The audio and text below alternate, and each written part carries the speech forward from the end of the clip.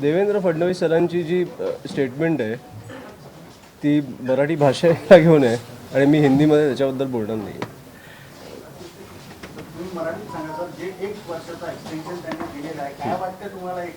काय 10 वर्षाचं द्या, 15 वर्षाचं द्या. आम्हाला कळलं तुम्हाला मराठी भाषेबद्दल, आपल्या राज्याबद्दल किती आपुलकी आहे. तुम्ही गुजरातला गेला, पंजाबला गेला, तुम्ही दक्षिणेत गेला, सगळीकडे एक आपुलकी असते आपल्या भाषेची. आता UP इलेक्शन्स येत आहेत म्हणून हे तुम्ही 1 वर्षाचं एक्सटेन्शन देत आहे. एवढी कसली डेस्परेशन आलं तुम्हाला की आपली भाषा बाजूला हे केली पाहिजे आपण, आपलं राज्य बाजूला केलं पाहिजे आपण. कुठेतरी एक मुख्यमंत्री म्हणून आपण उभं राहिलं पाहिजे ना. मला नाही आवडलं. शिवसेना म्हणते की आम्ही लगेच कारवाई करू आणि दुसरीकडे मुख्यमंत्रीचं असं स्टेटमेंट. त्यांच्यातले अंतर्गत वाद त्यांनाच विचारा. मग आता राजसाहेब पण बोलले होते एकदा की तुम्ही बाहेरचे दुश्मन संपवले तर अंतर्गतच दुश्मन तयार होणार. सो मला वाटतं की हे त्यांनी विचार केला पाहिजे की कुठेतरी शिवसेनेला इच्छा आहे मराठी भाषेची, पण आपण कुठेतरी त्याला विरोध करतोय कारण कुठच्या तरी वेगळ्या राज्यात इलेक्शन्स आहेत. सो ह्या गोष्टीबद्दल मी काय बोलू.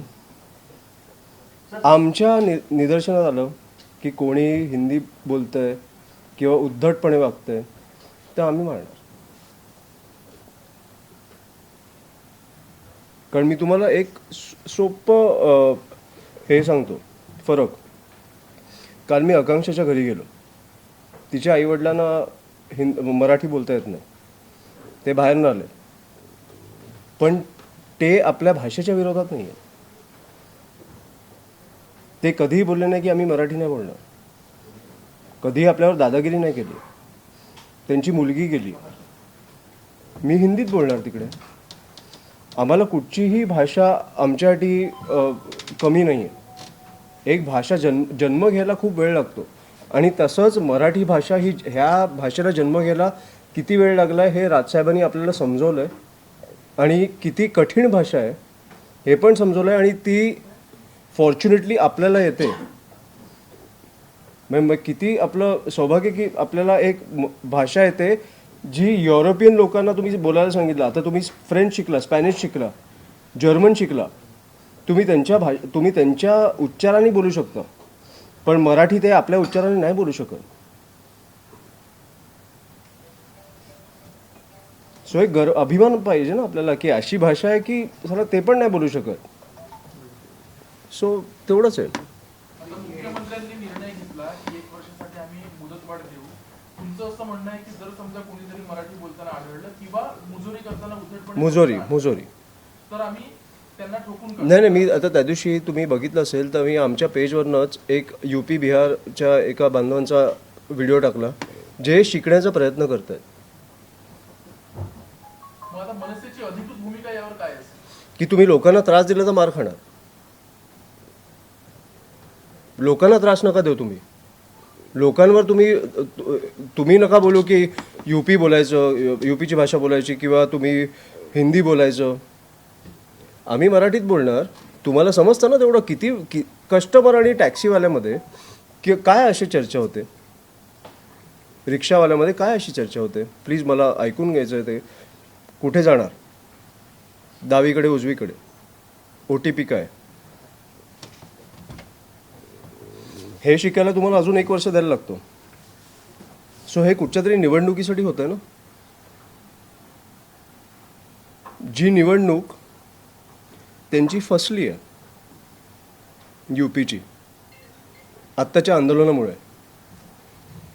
एक माणूस 20-21 मुलामुलींचा आत्महत्या झाल्यानंतर एक माणूस जर उपोषणाला बसत असेल, 21व्या दिवशी त्याला उचलून घेऊन जात आहेत पांढऱ्या फडक्यात.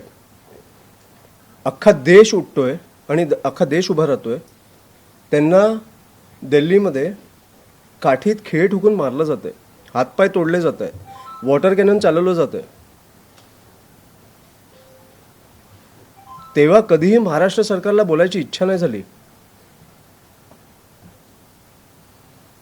मी काल ज्या मुलीच्या घरी जाऊन आलो, त्या घरी 500 मीटरवर मुख्यमंत्री साहेब राहतात, त्यांना कधीही जायची इच्छा नाही झाली. 100 मीटरवर एक आमदार राहतात, कोण, त्यांना जायची इच्छा नाही झाली.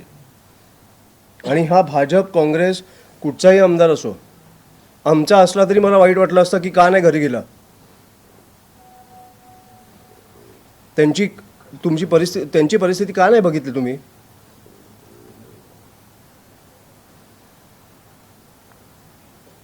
मग पत्रकारांना पण वाईट वाटलं असेल, आम्हाला पण वाईट वाटलं की त्या घरी जाऊन कोणी कमवत नाहीये. 9वीतला एक मुलगा माझ्या बाजूला बसलाय आणि बहिणीचा फोटो समोर आहे. त्यांना काय बोलता पण नव्हतं येत. मी इतरांशी बोलत होतो की ह्यांना काय मदत लागली तर प्लीज कळवा. हे किती वेळ चालणार आहे आपलं. तुम्हाला जिकडे बसवलं तुम्हाला उत्तरं द्यायची नाही आहेत.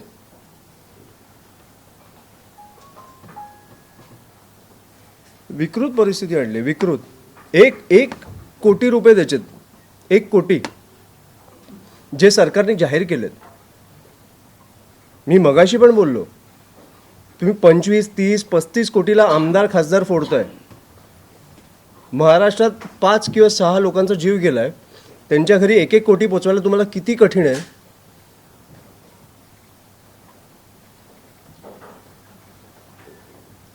ह्याच्यात किती तुमच्यावर एवढं काय प्रेशर आहे वरनं की ह्या लोकांच्या घरीच नाही जायचं, ह्यांना बघायचंच नाही.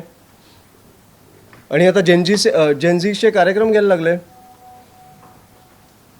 की काय म्हणते जेनझी बोलतच नाहीये. जेनझी बोललं तर घरी बसवेल ह्यांना. कोणतरी प्लॅन आणतायत, काहीतरी प्रश्न विचारले जात आहेत, काहीतरी उत्तरं देत आहेत. जेनझीचं सांगा ना, प्रश्न विचारा. हादरून जातील हे लोक. इकडे तुम्हाला बोलायची इच्छा नाही झाली, जिकडे 2-2.5 महिने काहीतरी चालू होतं. आणि आता जेनझीची ताकद दिसली तुम्हाला. जेनझीनी तुम्हाला केंद्रातनं राजीनामा आणला म्हणून तुम्हाला आता जेनझीचे कार्यक्रम घ्यायची इच्छा झाली. आत्ता मी बघितलं राहुल गांधीजींचा कार्यक्रम झाला, उत्तम झाला.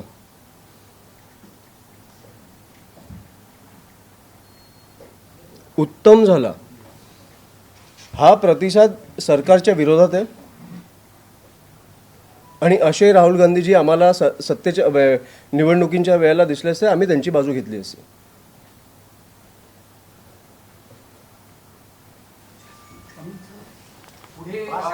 राहुल गांधींसोबत जाल का? म्हणजे राजसाहेबांची भूमिका मी तुम्हाला आत्ता सांगितलं की मला काय वाटतं. त्यांच्यावर जाणार की नाही ही राजसाहेबांची भूमिका आहे. पण मी तुम्हाला सांगितलं की कुठेही एक माणूस अशा प्रकारे सरकारला अनमास्क करत असेल किंवा त्यांचं पर्दाफाश करत असेल तर आम्हाला ते आवडतंय की प्रॉपर केंद्रातनं ते पुरावे आणतायत आणि सांगतायत, आमच्यासमोर ठेवतायत. तुम्ही दिल्लीचा विषय काढला, 5 सप्टेंबरला पुन्हा प्रदर्शन आहे दिल्लीला. तुम्ही जाणार, मागच्या वेळेस तुम्ही गेले होते, यावेळी जाणार? मागच्या वेळेला पण राजसाहेबांनी मला सांगितलेलं की जाऊन सोनम वांगचुक सरांना भेटून ये. ते गेल्यानंतर मी लँड झाल्यानंतर त्यांना ते पडद्यात ते काय उचलून नेलं, म्हणून मी अभिजितला भेटलो. हा निर्णय राजसाहेबांचा आहे. कुठच्या आंदोलनाला पाठिंबा द्यायचा की नाही द्यायचा हा निर्णय मला वाटतं राजसाहेबांचा आहे आणि तो ते घेतील. शिवसेनेचे मंत्री एक निर्णय घेतात मराठी सक्तीवरचा आणि मुख्यमंत्री तो डावलून 1 वर्षाची जुजबी मराठी बोलण्याकरता मुदत देतात. हे उघडीचं राजकारण वाटतंय का? मी तुम्हाला बोललो ना, हे निवडणुकीसाठी चालू आहे. 4 महिन्यात आहे ना यूपीची निवडणूक. ह्या गोष्टीसाठी फक्त ह्या गोष्टी चालू आहेत. आपण ह्याच्यात गुंतून नका बसूया. ह्याच्यात गुंतून नका बसू तुम्ही आणि आम्ही पण नाही बसणार. आम्हाला ह्या राज्याचे विषय सोडवायचे आहेत. आपल्याला कळलं पाहिजे एक भाषा बोलायला किती वेळ लागतो आणि अशी काय मोठी कॉन्व्हर्सेशन होते रिक्षा चालकांची आणि टॅक्सी चालकांची, आणि ज्या मगरुरीपणे ते बोलतात की आम्ही शिकणारच नाही. सो मला वाटतं की ह्या गोष्टी आपण आपल्याला कळल्या पाहिजेत की ह्या फक्त निवडणुकीसाठी होत आहेत आणि तेवढ्यापुरतं ठेवू. मला वाटतं की भाजपच्या हातातनं UPची निवडणूक कुठेतरी सरकत चालली आहे.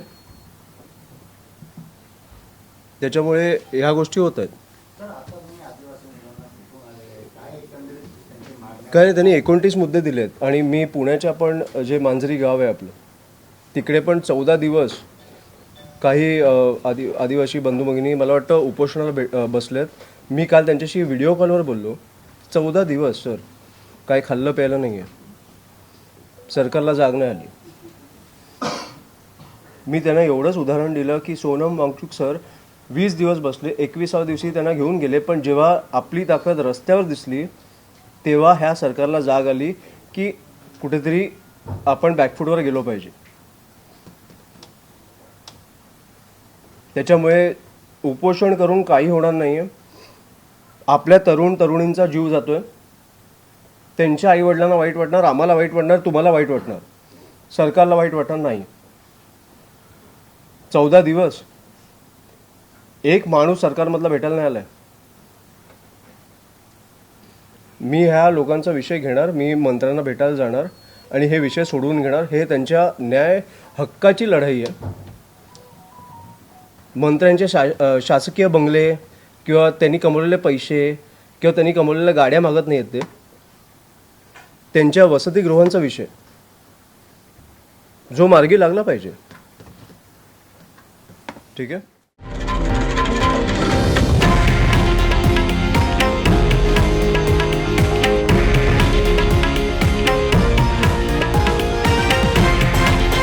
हे आहे देशातील नंबर 1 न्यूज नेटवर्क आणि आपण पाहत आहात TV9 मराठी, एकमेव.